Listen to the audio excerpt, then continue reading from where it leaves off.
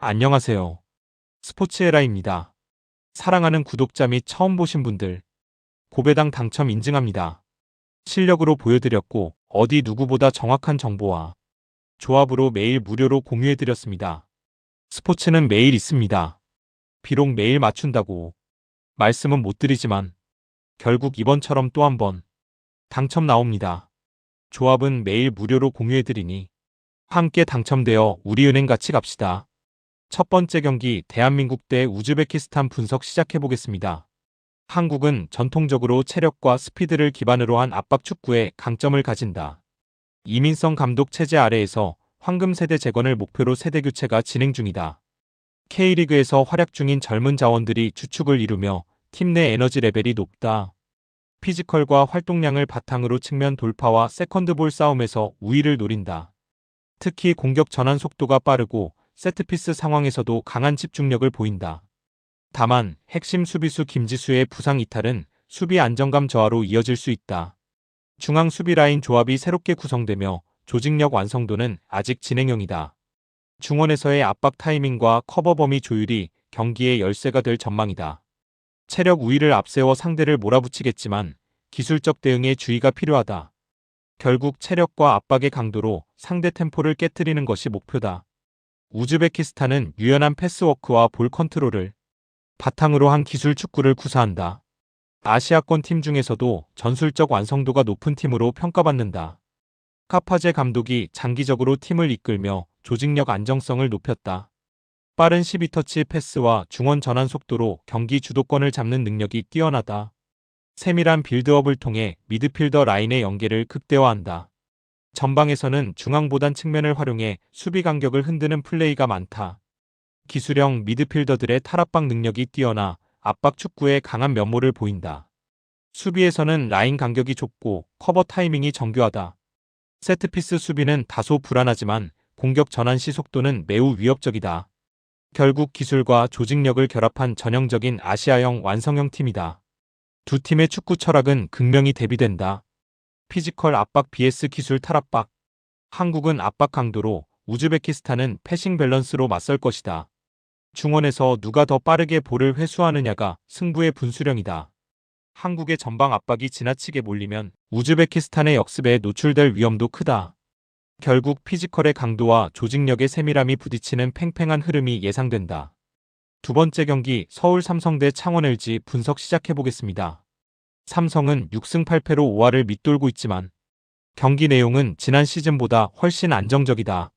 니콜슨이 꾸준히 20점 이상을 올리며 팀 공격의 중심을 맡고 있다. 칸터와 구탕이 리바운드 싸움에서 존재감을 보이며 세컨드 찬스 득점을 만든다.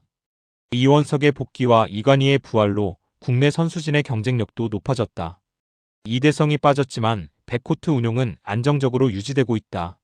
전반적인 조직력이 좋아졌으나 클러치 구간 득점 효율이 여전히 문제다. 수비 리바운드 집중력 저하로 인해 2차 실점이 잦은 점은 개선이 필요하다. 홈에서의 에너지 레벨은 괜찮지만 최근 2연패로 흐름이 살짝 꺾였다. 니콜슨 외 공격 루트가 다양하지 못한 것이 승부처에서의 약점이다. 결국 외곽 지원 득점이 살아나야 반등 가능성이 열린다. LG는 9승 4패로 리그 선두를 달리고 있으며 직전 경기에서 대승을 거두었다. 타마요와 마레이가 완벽한 호흡을 보여주며 공격의 중심을 형성한다. 마레이는 골 밑에서 트리플 더블급 활약을 이어가며 압도적인 존재감을 발휘 중이다. 국내 선수들도 고른 활약을 보이며 전체적인 밸런스가 안정적이다. EASL 병행 일정으로 체력 부담이 있지만 경기 운영 능력은 여전하다. 수비 전환 속도가 빠르고 하프코트 디펜스에서도 압박 강도가 높다. 특히 리바운드 장악력은 리그 최상위 수준으로 평가된다. 6 이상의 부상은 분명 아쉬운 변수이지만 팀 전체의 밸런스가 이를 상쇄한다. 공격 전개 시 마레이의 하이포스트 패스워크가 리듬을 만들어낸다. 결국 LG는 리그 내 전술 완성도 면에서 가장 안정적인 팀 중 하나다. 삼성은 지난 시즌보다 분명 좋아졌지만 LG의 조직적 완성도에는 미치지 못한다. LG는 피지컬과 수비 강도를 앞세워 삼성을 압박할 가능성이 크다. 삼성이 홈에서 버티겠지만 득점 루트가 단조로운 점이 치명적이다. LG는 리바운드 싸움과 세컨드 찬스에서 확실한 우위를 점할 것이다. 결국 후반 체력전에서 LG가 경기 흐름을 완전히 장악할 전망이다. 세 번째 경기 서울 SK 대 홍콩 이스턴 분석 시작해보겠습니다. SK는 KBL을 대표하는 강호로 시즌 초반 불안했던 경기력을 빠르게 회복했다. 최근 3연승을 기록하며 공격 전개와 수비 밸런스 모두 안정을 되찾았다. 오원희와 멀로의 트윈타워 조합이 골밑을 장악하며 확실한 득점 루트를 만든다. 톨렌티노는 외곽에서 폭발적인 득점력을 보여주며 공격 옵션을 넓힌다.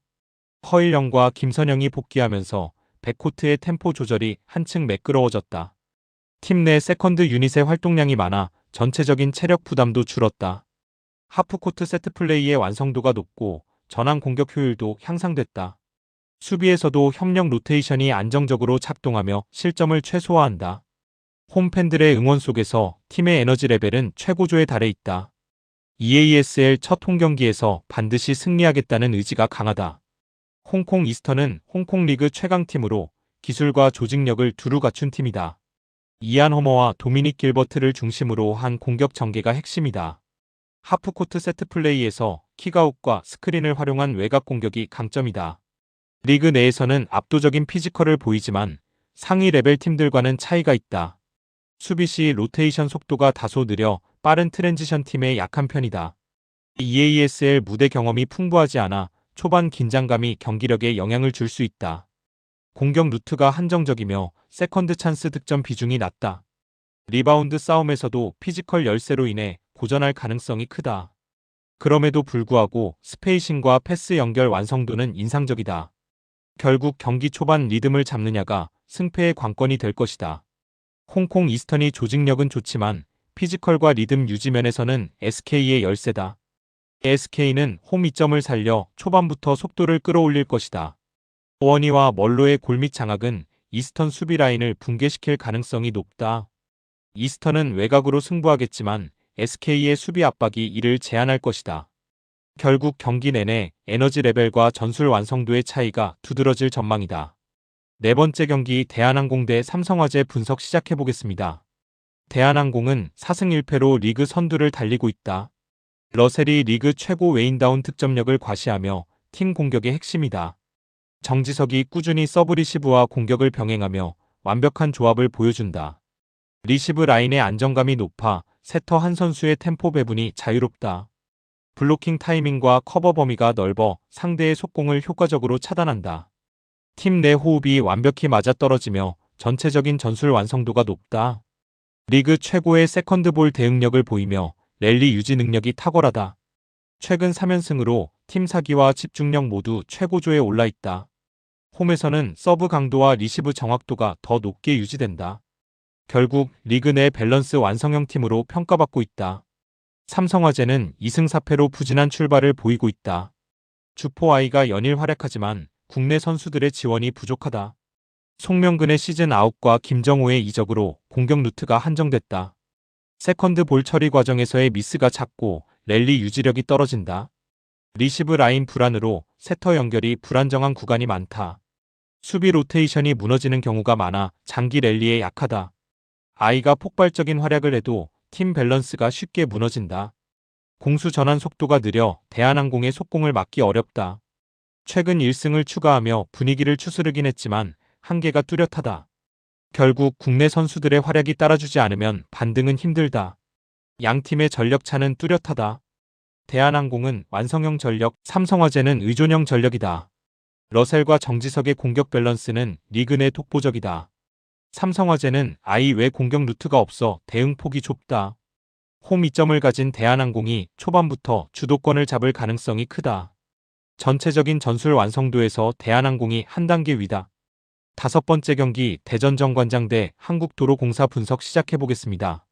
정관장은 3승 3패로 5할 승률을 유지하고 있다. 자네티를 중심으로 한 공격 라인이 비교적 안정적인 편이다. 국내 선수들이 고르게 득점하며 조직적인 움직임이 살아난다. 세터 염혜선의 경기 운영이 점차 안정되며 전개 속도가 빨라졌다. 리시브 라인의 흔들림이 줄어 랠리 대응력도 개선되고 있다. 다만 세트별 기복이 크고 집중력이 일정하지 않다는 단점이 있다. 부상과 이적으로 인한 전력 변화가 잦아 일관된 전술 유지가 어렵다. 특히 후위 수비 전환 시 커버 범위가 좁아 실점이 잦다. 홈에서는 초반 텐션이 높지만 후반 체력 저하가 드러난다. 결국 꾸준함이 부족한 것이 가장 큰 문제로 지적된다. 도로공사는 5승 1패로 선두권을 유지하며 시즌 초반을 완벽히 지배 중이다. 모마가 매 경기 30점 이상을 기록하며 리그 최강의 공격력을 과시한다. 타나차와 강소희의 삼각편대가 폭발적인 득점 시너지를 만들어낸다. 세터 이윤정의 연결이 안정적이며 템포 조절 능력도 우수하다. 리시브 안정성이 높아 세트 플레이가 매끄럽게 전개된다. 블로킹과 서브 강도 모두 리그 상위권 수준이다. 국내 선수들의 폼도 좋아 벤치 전력까지 안정적이다. 임명옥의 이탈에도 공백이 느껴지지 않을 만큼 조직력이 견고하다. 팀 내 분위기가 좋고 최근 5연승으로 사기가 최고조다. 결국 리그 내 공수 밸런스 완성형 팀으로 평가받는다. 정관장은 경기별 기복이 심하고 도로공사는 압도적인 상승세를 이어가고 있다. 세트 운영 완성도와 결정력 모두 도로공사가 한 수 위다. 모마의 화력을 막아낼 수 있는 방법이 마땅치 않다. 정관장이 한 세트는 따내겠지만 전체 흐름은 도로공사 쪽으로 기운다. 결국 체력 기술 조직력 모두에서 우세한 도로공사가 승리를 거둘 전망이다.